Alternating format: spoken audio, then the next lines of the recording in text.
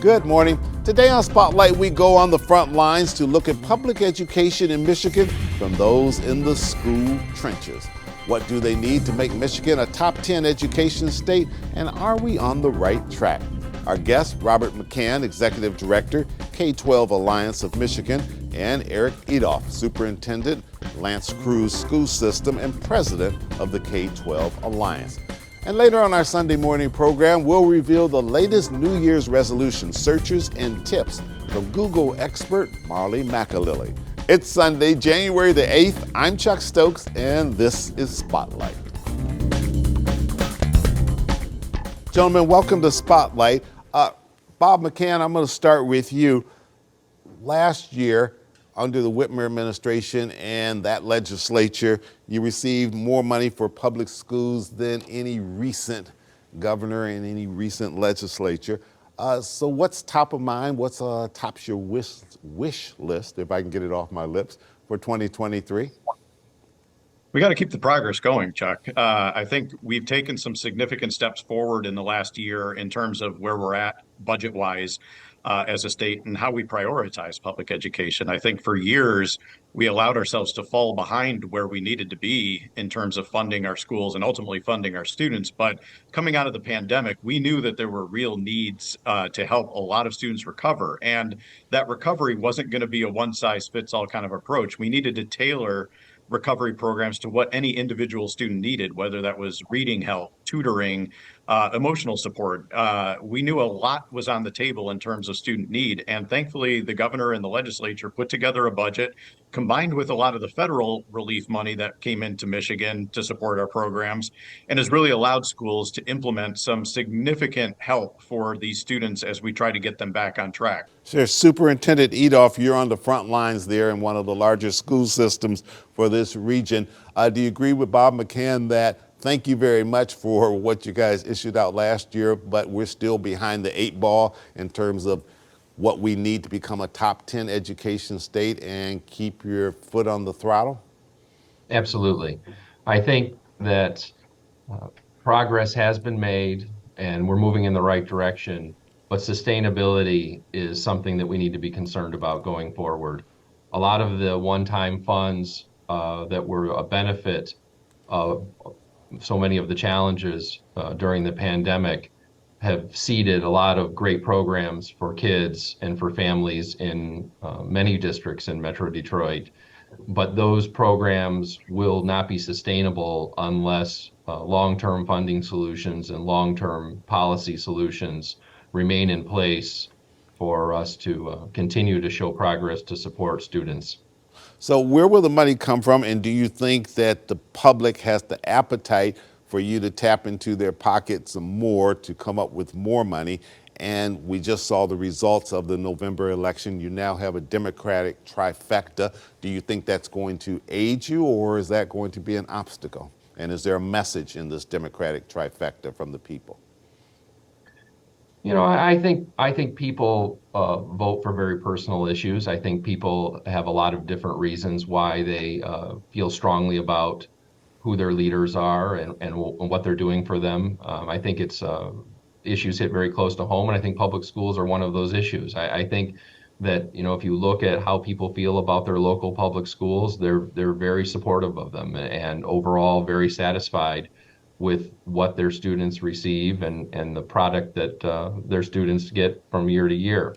I am, like I said, remain optimistic about that. I do think there is a mandate coming from public schools because of the number of years that we have worked in very lean times.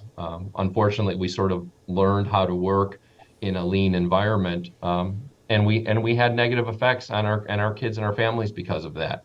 So we are hopeful again, but certainly want to keep our foot on the gas and supportive of that legislature and the governor moving forward with additional support to our schools. We just need to focus on that money remaining with K-12 education and not being diverted to other sources or other programs like it has been for so many years. Executive Director McCann, you're at the organization that helps to set the policy for education in this state. Briefly, before we go to the break. Give me some specific. What do you want to see per pupil spending increase to when we aim for that July 1, that important July 1 date where you got to have those budgets in place, or at least you hope they're in place? Yeah, there was a study done last year, an updated study done by the School Finance Research Collaborative. That's a nonpartisan group of business leaders, of educators, et cetera. And they put the number and they calculated how much it actually costs to educate an average student in Michigan. They came up with $10,421 per pupil.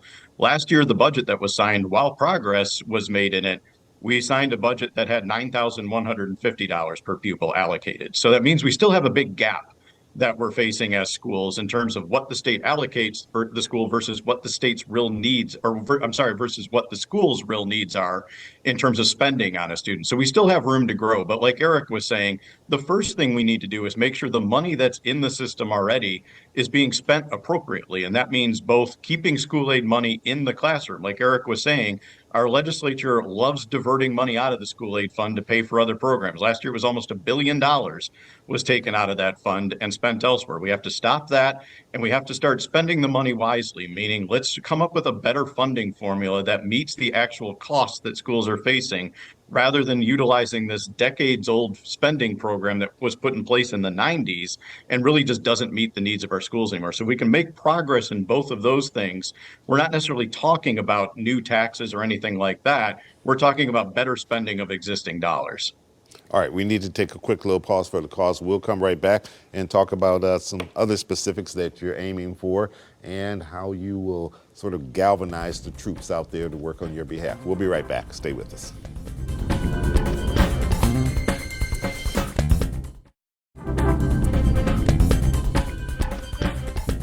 And welcome back to Spotlight. Superintendent Edoff, certainly Bob has talked about wanting to stop the transfer of school aid money out of that fund. I assume that's going to take some writing from the legislature, getting enough of the legislators on your side to be able to put that into writing and make sure it doesn't happen. How much of a fight do you think that's going to be? It's something we've been engaged on for a number of years, and this is actually not an issue that's been partisan in the past. It's an issue of how to cover all expenses within the state budget. So we've received positive feedback on our work in this area of trying to preserve the school aid fund just for school aid, because that's exactly what Proposal A did in creating the school aid fund the way it did many, many years ago. So have you gotten a sense from, have you gotten a sense from the governor that she would support that and not want to, have her hands tied in terms of her budget and being able to shift money around where it's needed most? I can say that the governor has long supported the idea of keeping school money in schools. Back in 2012, when she was in the Senate, she vehemently fought against new transfers against the school aid fund. She called it theft from kids at the time, and she's right. The governor likes to call a budget a statement of priorities, and it's time that we really prioritize public education in Michigan again. I think the pandemic has shown us the value that our public schools have, not just on our students, but on their families, and on communities. So we have a lot of needs we still need to make up to, ensure our schools can keep these programs going. And it's going to take public education being, in many ways, the priority in the budget going forward if we're going to accomplish that. Superintendent, how do you handle the legacy costs? That's oftentimes talked about as a real burden. It is. Our costs for retirement system and other legacy costs continue to increase on a yearly basis. The state has done some things to try to control those costs and try to change some of the options that our new educators have. And those have basically had a negative effect. So it's a double-edged sword. On one side, we have increasing costs in our legacy systems for our employees, and that comes away from general fund dollars that cannot go to the classroom. And on the other side of it, our new employees don't have good options for planning for retirement, and it's made the profession less attractive. So that's a challenging issue, one that also is on our priority list that needs to be addressed. We believe there is a way to pay down the legacy cost system, working with the state in order to protect our dollars for classrooms and provide better options for our employees for retirement planning as well. When you meet with the teachers, what is the biggest thing that they come to you with that they say, Superintendent, we need this, this, and this in order for us to really do our jobs adequately? Yes, I think the biggest thing is that they need support. Um, they need support in and out of the classroom. In the classroom, we need more adults working with kids. I think that that's the biggest key, be it teachers, be it paraprofessionals, be it other support personnel, be it highly trained reading coaches, social workers, counselors. All of these are positions that have been reduced for many years, are coming back now, but really those are the secret to successful classrooms and successful learning environments. So we have more adults per student, per student ratios in our classrooms for a variety of their needs. Okay, we need to take one more little quick pause for the calls. We'll come right back with some final questions right after this.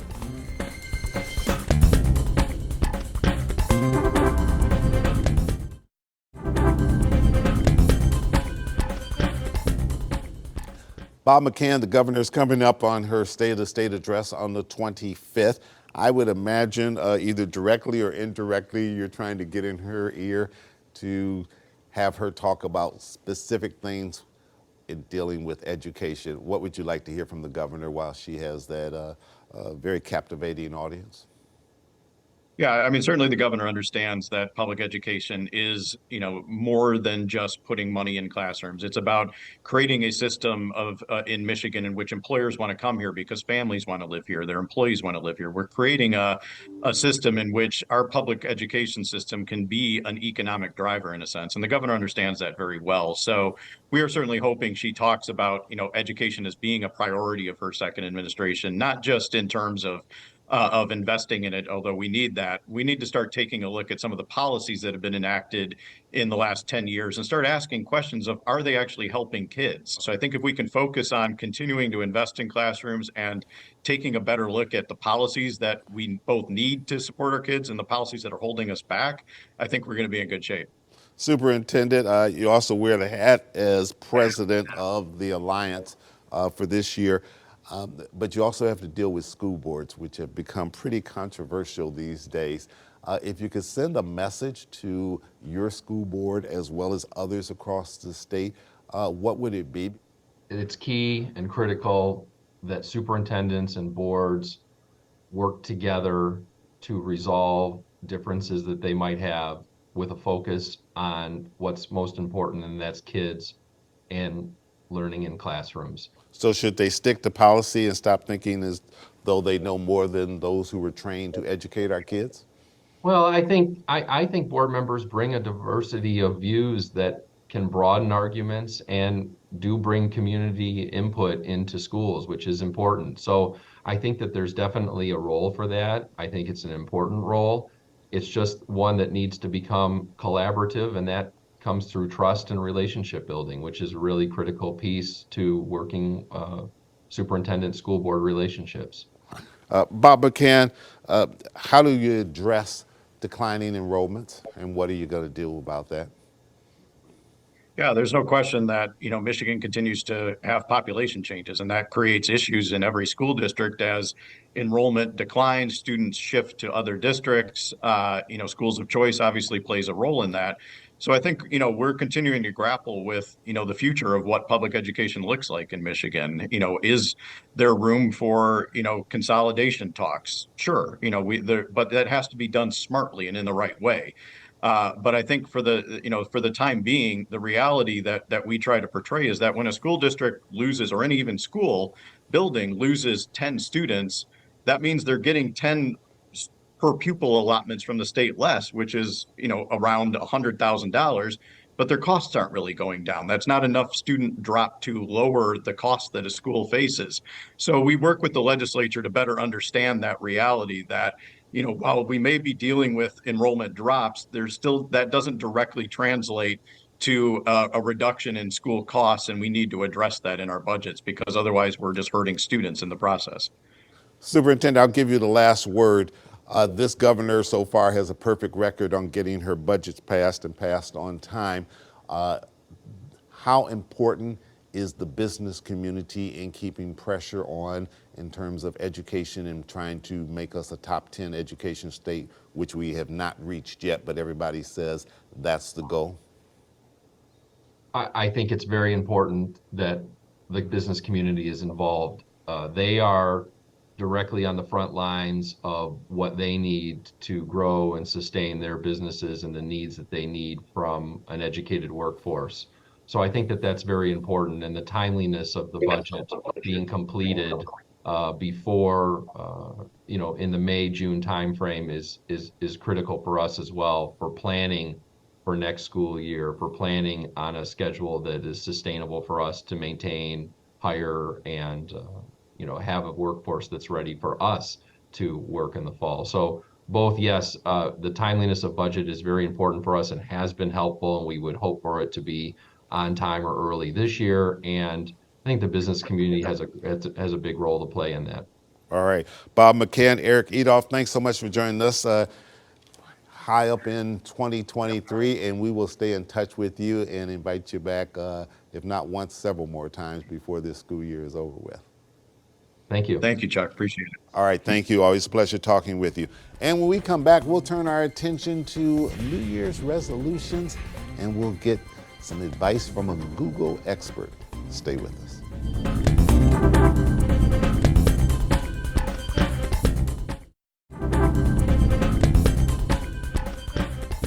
And welcome back to Spotlight. Joining me now is Marley McAlilly. She is a Google Trends expert based in New York City. Welcome to Spotlight.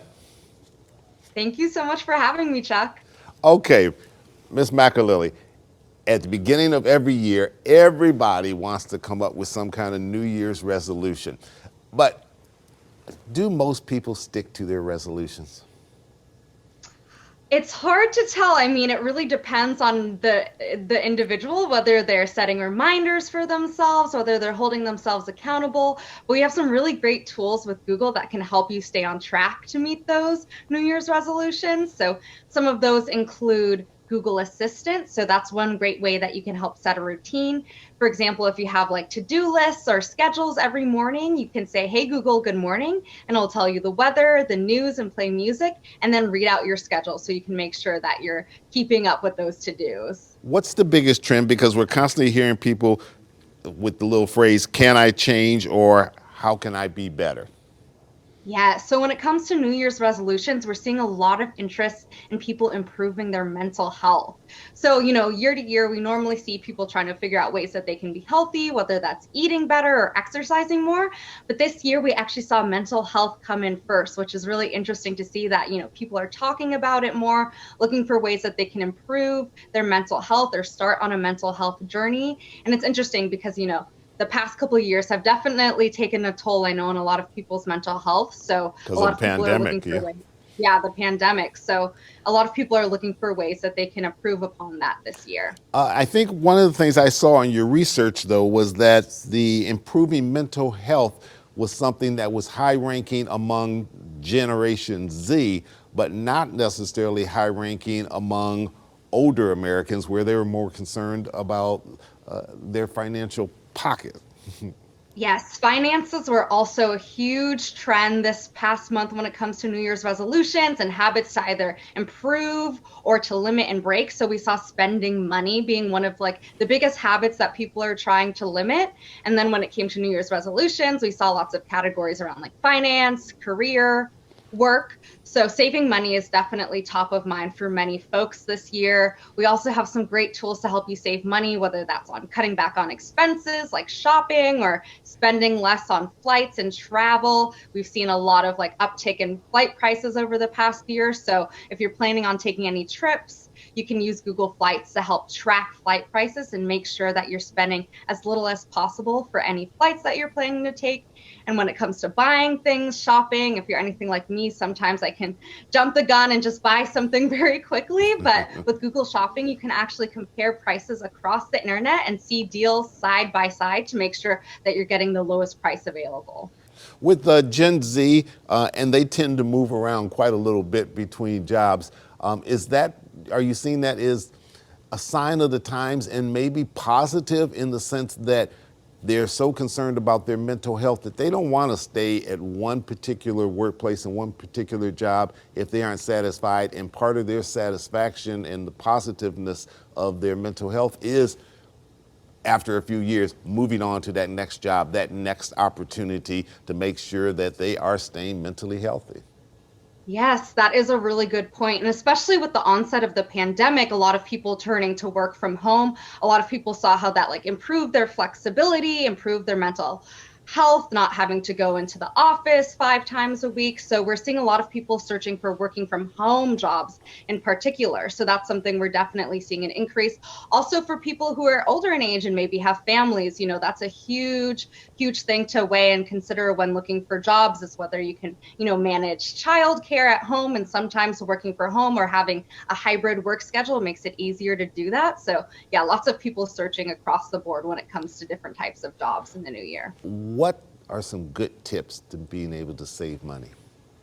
Yeah, so definitely, as I mentioned, the Google Shopping, Google Flight Prices, some other great tools that you can use are on Google Maps, looking at gas prices near you. That was something that was a major search over the past year, is the increase in gas prices and the way that really hurt people's wallets. So you can make sure that you're getting the cheapest gas prices available to you.